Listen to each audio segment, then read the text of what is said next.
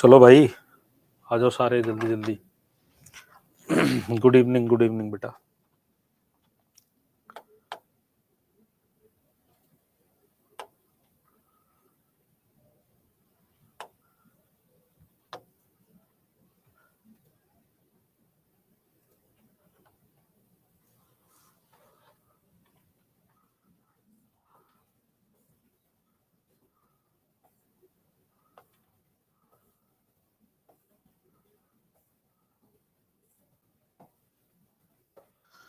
चलिए, तो कल हम लोगों ने इंडियन नेशनल मूवमेंट अपना स्टार्ट किया और उसमें मॉडरेट और एक्सट्रीमिस्ट यहाँ तक की बातें हमने कर ली थी आपसे, है ना।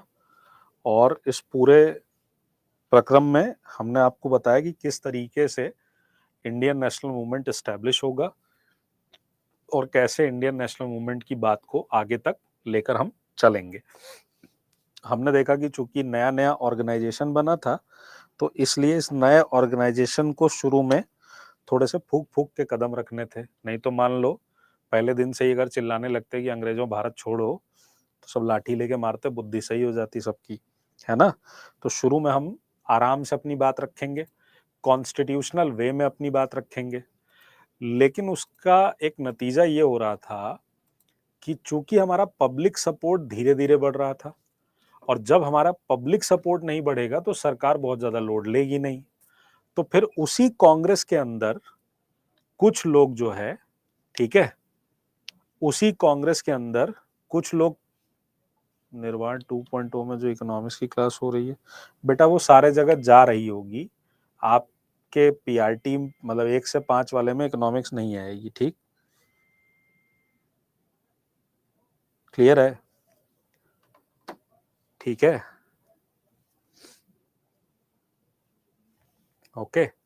तो मॉडरेट उसी कांग्रेस के अंदर कुछ लोग होंगे जो कहेंगे कि रणनीति में क्या करिए, बदलाव करिए, समय आ गया जब हम अपने मेथड क्या करें, चेंज करें, ठीक। और मेथड चेंज करें तो ऐसे लोगों को क्या बोला गया, ऐसे लोगों को बोला गया गर्मपंथी, या ऐसे लोगों को बोला जाएगा एक्सट्रीमिस्ट, ठीक। ये क्या कहेंगे, ये कहेंगे कि हमें रणनीति में बदलाव करना होगा। हमको, जो अभी तक हम पॉलिटिक्स ऑफ प्रेयर कर रहे हैं, जो हम निवेदन की राजनीति कर रहे हैं, जो हम राजनैतिक भिक्षावृत्ति, ठीक, राजनैतिक भिक्षावृत्ति नाम दिया था इसे गर्मपंथियों ने। उनकी निवेदन की राजनीति को बोला था कि ये क्या है, ये है पॉलिटिकल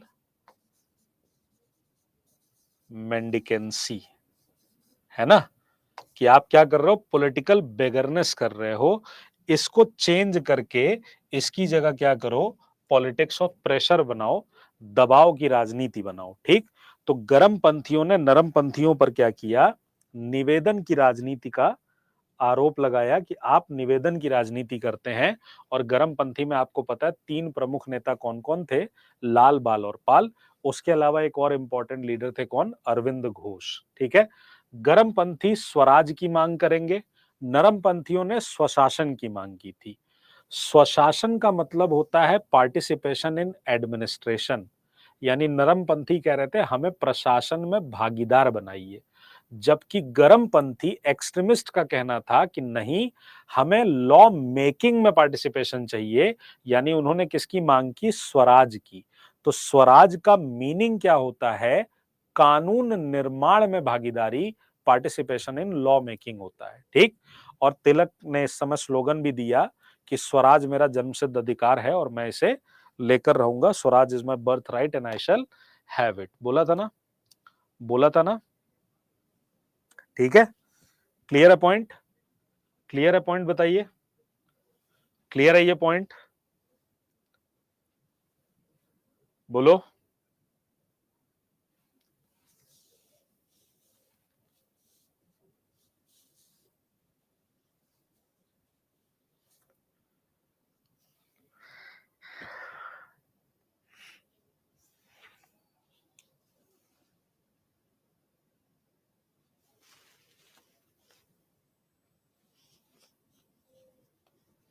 ठीक है, चलो।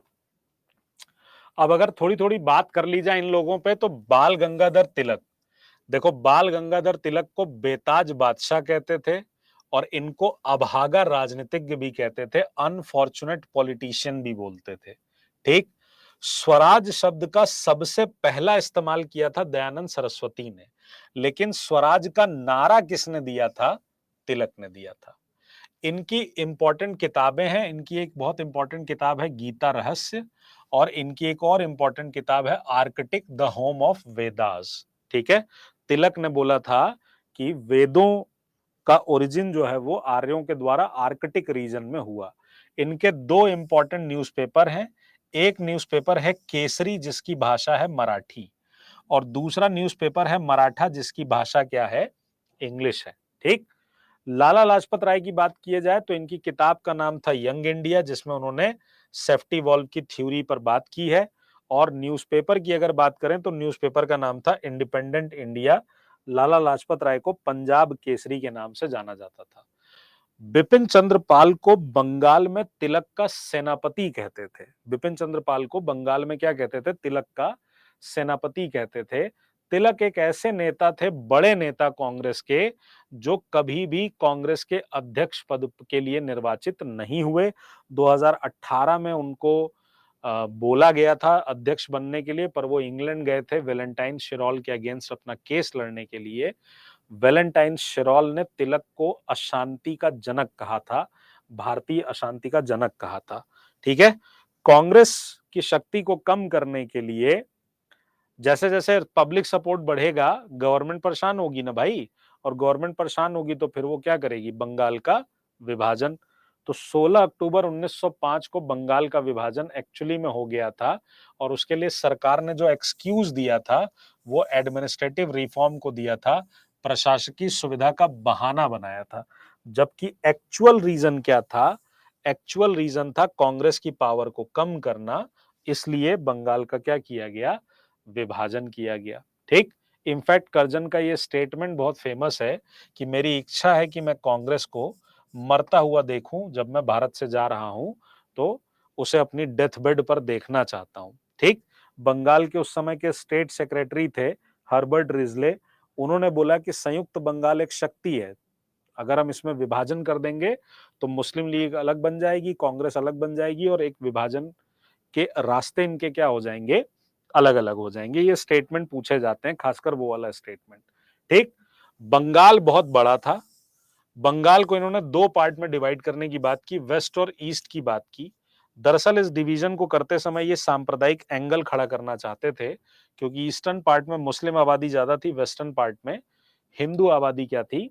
ज्यादा थी। तो इससे क्या हो सकता था? एक कम्युनल एंगल खड़ा हो सकता था, और अंग्रेजों ने इस बात का पूरा फायदा भी उठाया। ठीक है। और आगे चलकर आप देखोगे कि अंग्रेजों ने सांप्रदायिक निर्वाचन दे दिया। ये दो तीन डेट हैं, बहुत इंपॉर्टेंट हैं। 20 जुलाई 1905 इस दिन बंगाल विभाजन का निर्णय लिया गया। 7 अगस्त 1905 बंगाल विभाजन के विरुद्ध बंग भंग का आंदोलन शुरू हुआ। और ये डेट सबसे इंपॉर्टेंट है, 16 अक्टूबर 1905, क्योंकि इस दिन इफेक्टिव हो गया, प्रभावी हो गया बंगाल विभाजन। रविन्द्रनाथ टैगोर ने इसी दिन जो है एक सुझाव दिया कि हिंदू और मुस्लिमों को ये विभाजन अपने दिल पे नहीं लेना चाहिए, और एक दूसरे के हाथ पे राखी बांधकर हमें एकता का प्रदर्शन करना चाहिए, यूनिटी का प्रदर्शन करना चाहिए। तो उनके सुझाव पर क्या मनाया गया? राखी दिवस मनाया गया। ठीक है। ठीक है। 1906 में स्वदेशी आंदोलन शुरू हुआ, जिसको बंगाल में लीड करने का काम किया सुरेंद्र नाथ बनर्जी ने। तो बंगाल विभाजन के विरोध में 1906 में जो आंदोलन शुरू हुआ उसे क्या बोला गया? स्वदेशी आंदोलन। 1905 में वो बंग भंग के तौर पे चल रहा था, पर later on it was converted into indigenous movement और स्वदेशी मूवमेंट इन इंडिया। क्लियर है ये पॉइंट? क्लियर है ये पॉइंट?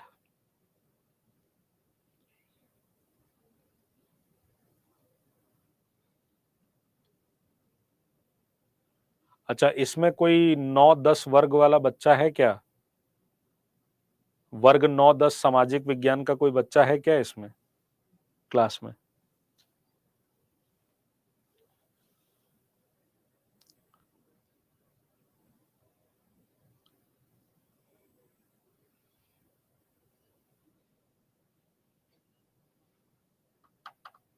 ठीक है, कल मैं आप लोगों की 15 मिनट की क्लास लगवाऊंगा 9 बजे से या 8:45 से लगवा दूंगा, और आपकी फाइल टाइप होके आ चुकी है, तो कल वो फाइल दे दूंगा, बता दूंगा कि कैसे कैसे उसको लास्ट मोमेंट पे आपको पढ़ना है। ठीक है, बाकी बच्चों को बता दीजिएगा वर्ड हिस्ट्री की। चलिए अगला देखिएगा, स्वदेशी मूवमेंट बंगाल से शुरू होगा और फिर धीरे धीरे फैल जाएगा भारत में कुछ कुछ जगहों पर। यहां से सवाल आते हैं। दिल्ली में स्वदेशी मूवमेंट को लीड करने का काम किया सैयद हैदर रजा ने। मद्रास में स्वदेशी मूवमेंट को लीड करने का काम किया चिदम्बरम पिल्लई ने। पंजाब में इसे लीड करने का काम किया लाला लाजपत राय ने। और महाराष्ट्र में इसके लीडर बने कौन? तिलक। ठीक है, आंध्र के डेल्टा इलाकों में इस समय एक आंदोलन चल रहा था जिसे हम वंदे मातरम मूवमेंट कहते हैं। यह भी स्वदेशी आंदोलन के पैरेलल चल रहा था। कौन सा मूवमेंट? वंदे मातरम मूवमेंट। ठीक है, कहां चल रहा था? डेल्टा रीजन इन आंध्रा। ठीक, डेल्टा रीजन इन आंध्रा। ठीक है, डेल्टा रीजन इन आंध्रा।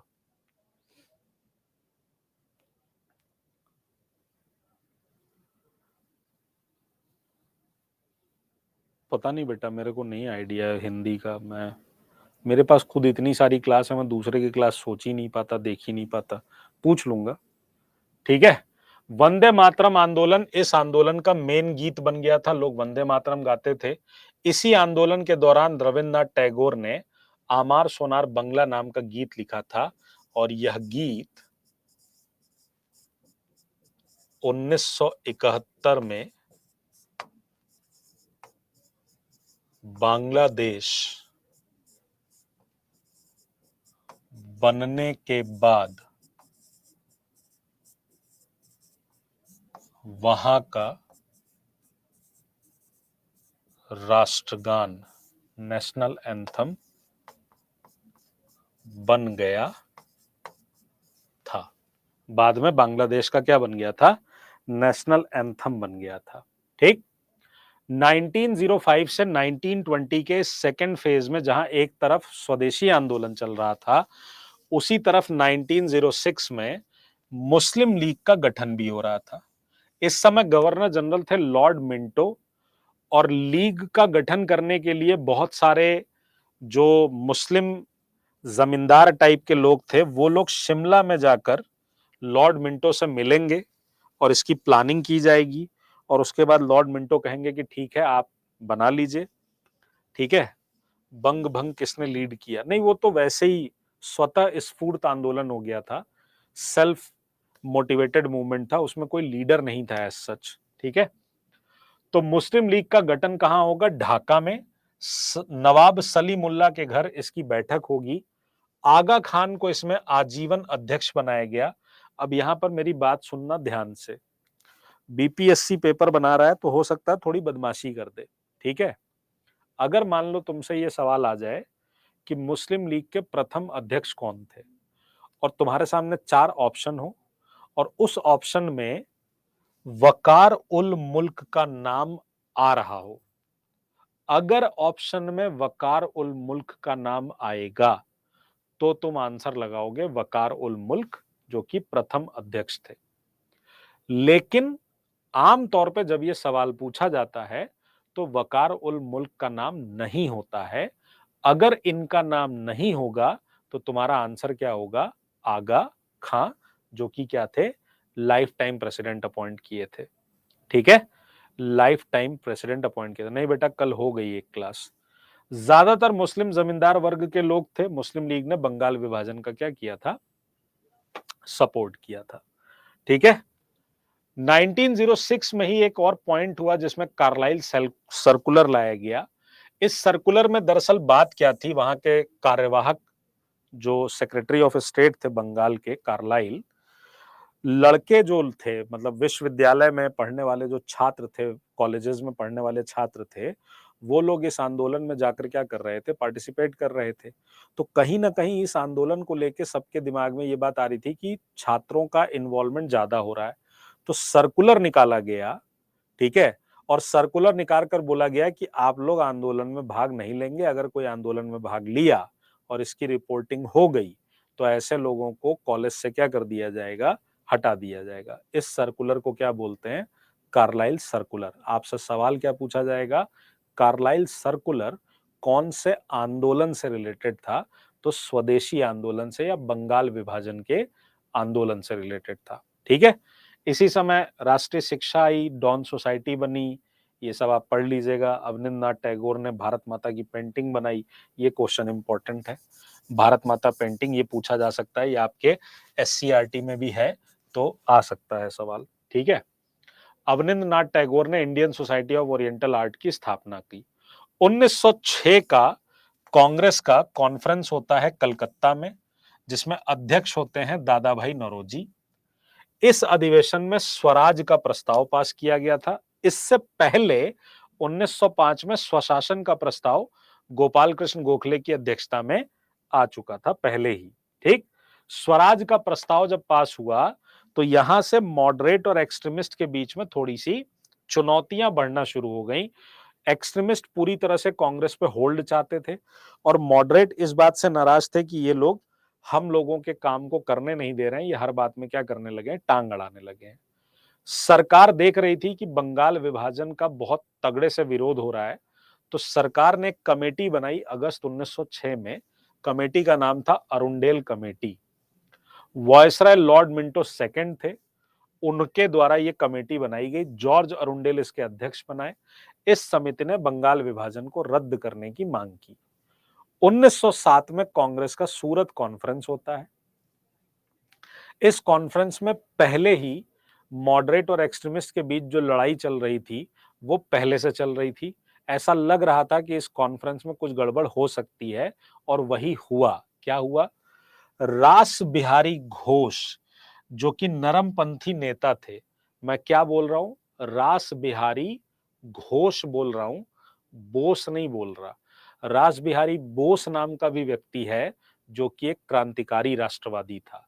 रास बिहारी घोष बाबू जो हैं ये क्या थे, नरमपंथी नेता थे। ठीक, इनको अध्यक्ष बनाया गया, लेकिन इस अधिवेशन में दोनों के बीच हो जाएगा झगड़ा, मॉडरेट और एक्सट्रीमिस्ट के बीच झगड़ा हो गया। नतीजा हो गया सूरत में क्या हो गया, कांग्रेस का विभाजन। तो इसको बोलते हैं सूरत स्प्लिट। ठीक, क्या बोलते हैं, सूरत स्प्लिट। मोतीलाल घोष नाम के एक लीडर थे जिन्होंने दोनों के बीच समझौता कराने का प्रयास भी कराया, पर वो हो गया मार। और W.H. नेविंसन नाम का एक अमेरिकन जर्नलिस्ट था, अमेरिकी पत्रकार था, ये इसका आई विटनेस था। अमेरिकी पत्रकार था जो इसका क्या था, आई विटनेस था।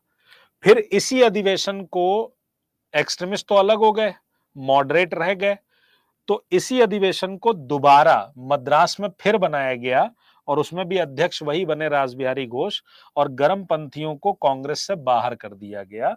ये बात थी 1908 की। जब झगड़ा हो गया, फिर समझ में आया कि यार झगड़ा नहीं करना चाहिए था। क्यों, क्योंकि अब न सरकार मॉडरेट्स का लोड ले रही थी ना एक्सट्रीमिस्ट का लोड ले रही थी। अब मॉडरेट जब पहुंचे सरकार के पास कि सर देखिए जरा ये वाला काम है कर दीजिए, तो भगा दिया गया। एक्सट्रीमिस्ट जब पहुंचे आपका प्रोटेस्ट करने के लिए, तो मारा गया दौड़ा दौड़ा के और उठा उठा के जेल में डालना शुरू कर दिए। लाला लाजपत राय की तो ये हालत कर दी गई, उनको भारत छोड़ के अमेरिका जाना पड़ गया। बिपिन चंद्रपाल को उठा के अंडरग्राउंड कर लिया गया, अरविंद घोष को उठा के जेल में डाल दिया गया, तिलक को पकड़ लिया गया, मांडले जेल भेज दिया गया, 6 साल के लिए तिलक चले गया जेल। तो बिल्कुल एकदम चीजें क्या हो गई, खत्म सी हो गई। फिर समझ में आया कि यार हम लोगों ने आपस में झगड़ा करके की गलती। लड़ाई करने के बाद ये एहसास होता है कि लड़ाई नहीं करनी चाहिए थी, है ना, लड़ाई नहीं करनी चाहिए थी, है ना। तो दिसंबर 1915 में कांग्रेस के रीयूनिफिकेशन का डिसीजन लिया गया, है ना।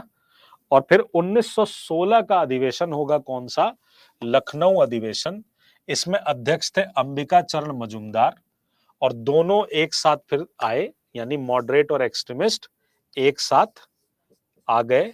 कौन से, लखनऊ में।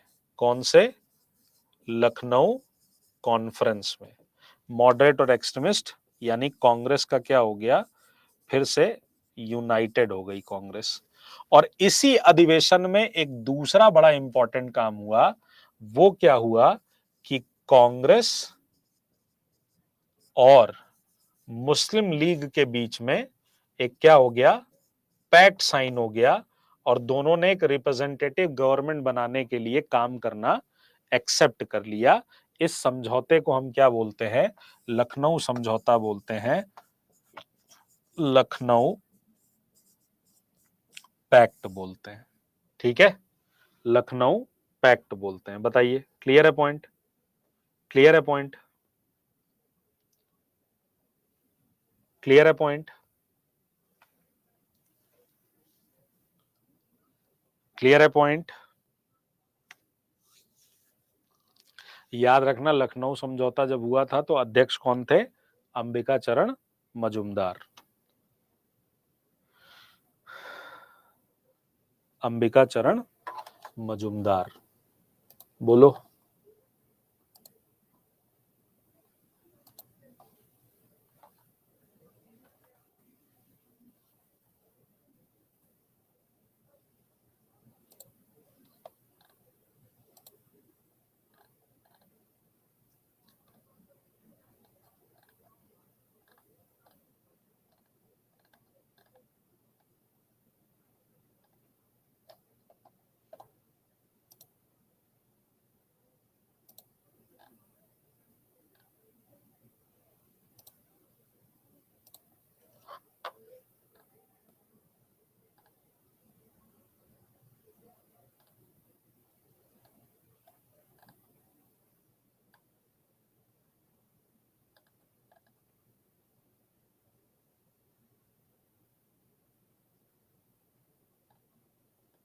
क्लियर है भाई?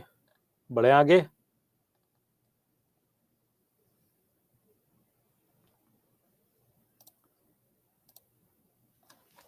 ठीक है, चलो। तो अगर हम लखनऊ कॉन्फ्रेंस में कुछ इंपॉर्टेंट बातें हैं उन पे जरूर से फोकस कर लीजिए। यहां से क्वेश्चन आता है क्या क्या। पहला, अध्यक्ष अंबिका चरण मजूमदार, पहला सवाल। दूसरा, नरम दल और गरम दल एक साथ आ गए। तीसरा सवाल, कांग्रेस और मुस्लिम लीग के बीच में समझौता हुआ। चौथा सवाल, दोनों पार्टियों ने एक रिप्रेजेंटेटिव गवर्नमेंट बनाने के लिए प्रयास का काम किया। ठीक। पांचवा सवाल क्या आता है, इस समझौते में प्रमुख भूमिका किसने निभाई? तिलक और जिन्ना ने। ठीक। छठा सवाल क्या आएगा, नरम पंथ और गरम पंथ के बीच समझौते के प्रयास का श्रेय किसको दिया जाता है? तिलक और एनी बेसेंट को। यानी मॉडरेट और एक्सट्रीमिस्ट के बीच जो ये पैक्ट हुआ, इसका क्रेडिट किसको दिया जाता है? तिलक और एनी बेसेंट को। कांग्रेस और मुस्लिम लीग के बीच जो पैक्ट हुआ उसका क्रेडिट किसको दिया जाता है? तिलक और जिन्ना को। कंफ्यूज मत होना पहले और दूसरे पॉइंट में। ठीक है।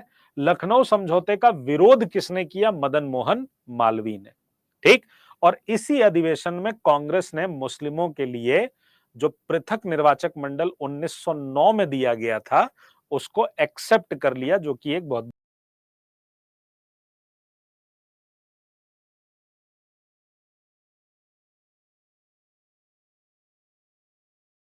फॉर्म। ये वही समय है जिस समय सरोजनी नायडू ने मोहम्मद अली जिन्ना को क्या बोला? भारतीय एकता का राजदूत कहा, एम्बेसडर ऑफ इंडियन यूनिटी कहा। बताइए, क्लियर है पॉइंट? क्लियर है पॉइंट? बताइए।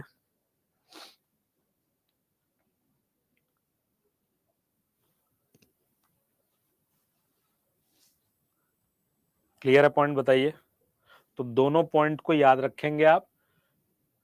तिलक और मोहम्मद अली जिन्ना ने कांग्रेस और मुस्लिम लीग के बीच में लखनऊ समझौता कराने में मुख्य भूमिका निभाई।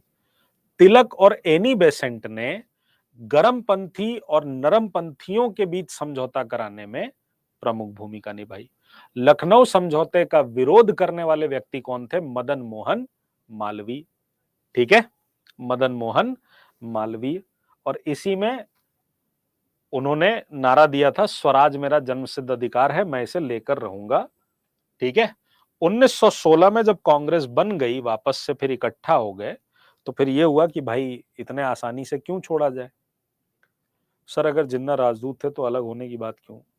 यही तो ह्यूमन नेचर समझना बड़ा जरूरी होता है कि जिस आदमी को 1920 के दशक में भारतीय एकता का राजदूत कहा जा रहा हो, वो आदमी 1940 तक आते आते अलग पाकिस्तान मांग रहा है। इसका मतलब उसकी मनोदशा में कितना भयंकर परिवर्तन आ गया होगा।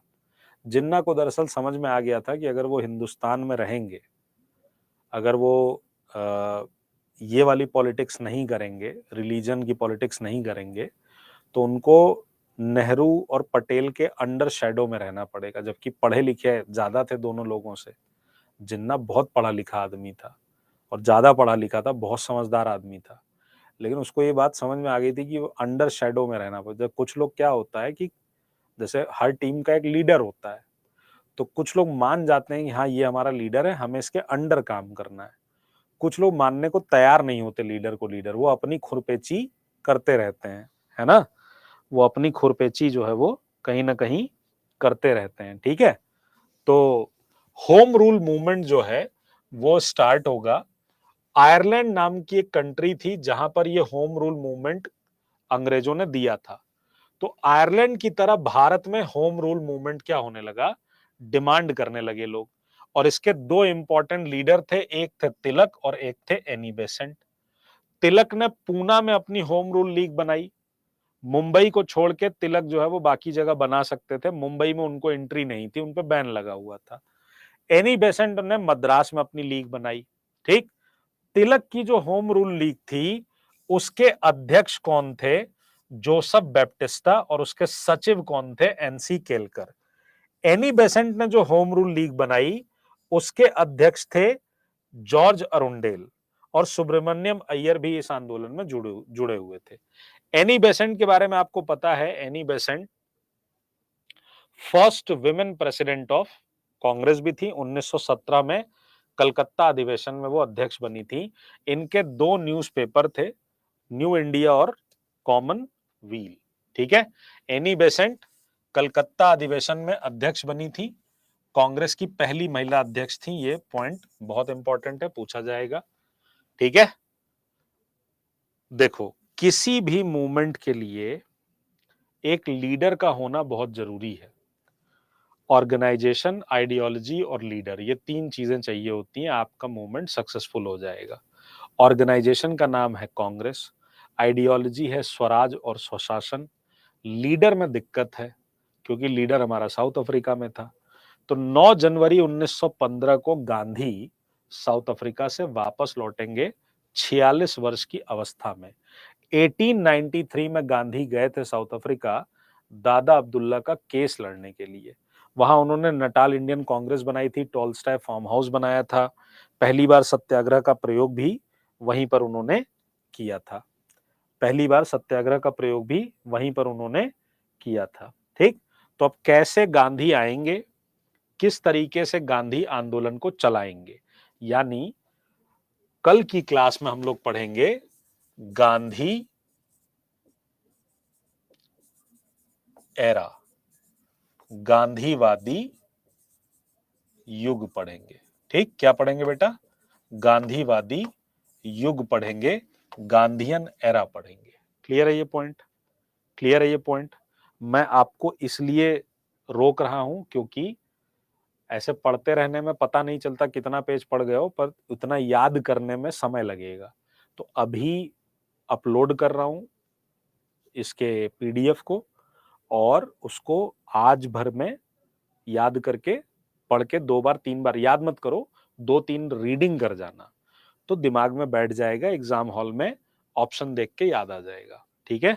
तो इसको कल तक खत्म कर लेना। ये मत करना कि पहले खत्म होगा इंडियन नेशनल मूवमेंट तब हम पढ़ेंगे, क्योंकि 20 तारीख तक खत्म करूंगा, 5 दिन बाद आपका पेपर आ जाएगा, तो कब खत्म करेंगे आप। तो इसको कल तक, कल जो पढ़ाया वो आज खत्म हो जाना चाहिए था, आज जो पढ़ा रहा हूं वो कल तक खत्म हो जाना चाहिए था, ठीक है। तो इसको अपना कल तक इसको आप खत्म कर लेंगे, ठीक। अच्छा, एक चीज और है कि आज आपका क्या है भाई, थर्सडे है ना, फ्राइडे। हाँ, तो सैटरडे को आपकी क्लास होगी, ओके।